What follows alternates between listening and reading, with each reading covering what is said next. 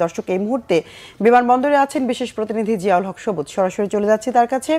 সবুজ, ডক্টর ইউনূসকে বহনকারী বিমানটি কখন অবতরণ করবে আর তাকে স্বাগত জানাতে বিমানবন্দরের প্রস্তুতি সম্পর্কে আমাদেরকে জানাবেন।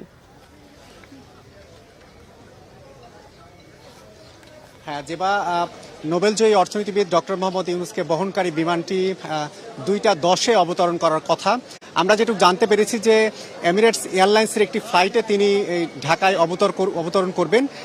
তাকে অভ্যর্থনা জানানোর জন্য এরই মধ্যে এই যেই বৈষম্য বিরোধী ছাত্র আন্দোলন ছিল সেই ছাত্র আন্দোলনের কয়েকজন সমন্বয়ক নাহিদ ইসলাম এবং সার্জিস সহ কয়েকজন সমন্বয়ক এরই মধ্যে বিমানবন্দরের যে ভিআইপি টার্মিনাল সেখানে তিনি এসেছেন। আপনারা যদি পিছনটা দেখাই, ডক্টর মোহাম্মদ ইউনূসের আগমনকে কেন্দ্র করে এখানে ব্যাপক নিরাপত্তা ব্যবস্থা গড়ে তোলা হয়েছে। কড়া নিরাপত্তার মধ্যেই আপনি দেখতে পাচ্ছেন বৃষ্টি হচ্ছে, বৃষ্টির মধ্যেও আইন শৃঙ্খলা বাহিনীর সদস্যরা, সেনাবাহিনী, এজিবি সহ বিভিন্ন আইন শৃঙ্খলা বাহিনীর সদস্যরা তারাও নির্বিঘ্নে যাতে তার গাড়ি বহর যেটি আসবে, গাড়িতে যিনি আসবেন তিনি যেন নির্বিঘ্নে চলে যেতে পারেন সেই জন্য তারা আইন শৃঙ্খলা বাহিনীর সদস্যরা সার্বিক ব্যবস্থা নিয়েছেন। আমরা আশা করছি হয়তো 10-এ অবতরণ করবেন এবং 2:30টার মধ্যে তিনি হয়তো ধারণা করছি। আপনাকে জানিয়ে রাখি যে রাষ্ট্রপতি মোহাম্মদ শাহাবুদ্দিন আগেই তিনি ডক্টর মোহাম্মদ ইউনূসকে অন্তর্বর্তীকালীন যে সরকার গঠন হতে যাচ্ছে সেই সরকারের প্রধান উপদেষ্টা হিসাবে নিয়োগ দিয়েছেন।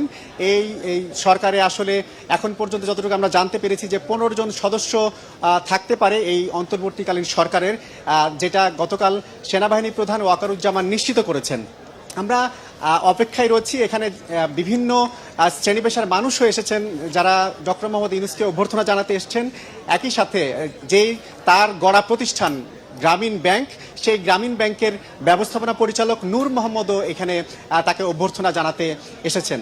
তিনি বলছিলেন যে আসলে যেই সরকারের পতন হলো সেই বিগত আওয়ামী লীগ সরকার এবং সেই সরকারের পতনের মধ্য দিয়ে গ্রামীণ ব্যাংকে এক ধরনের যেই প্রচ্ছন্ন এক ধরনের বন্দিদশা ছিল সেই বন্দিদশা থেকে মুক্ত হয়েছে গ্রামীণ ব্যাংক, সেটি বলার চেষ্টা করেছেন গ্রামীণ ব্যাংকের বর্তমান যিনি ব্যবস্থাপনা পরিচালক রয়েছেন নূর মোহাম্মদ। তো আমরা অপেক্ষা করছি, আমরা কিছুক্ষণের মধ্যে তিনি হয়তো অবতরণ করলে তিনি যখন বাইরে বেরিয়ে আসবেন তখন হয়তো আপনাকে বাকি আপডেটটা জানাতে পারবো।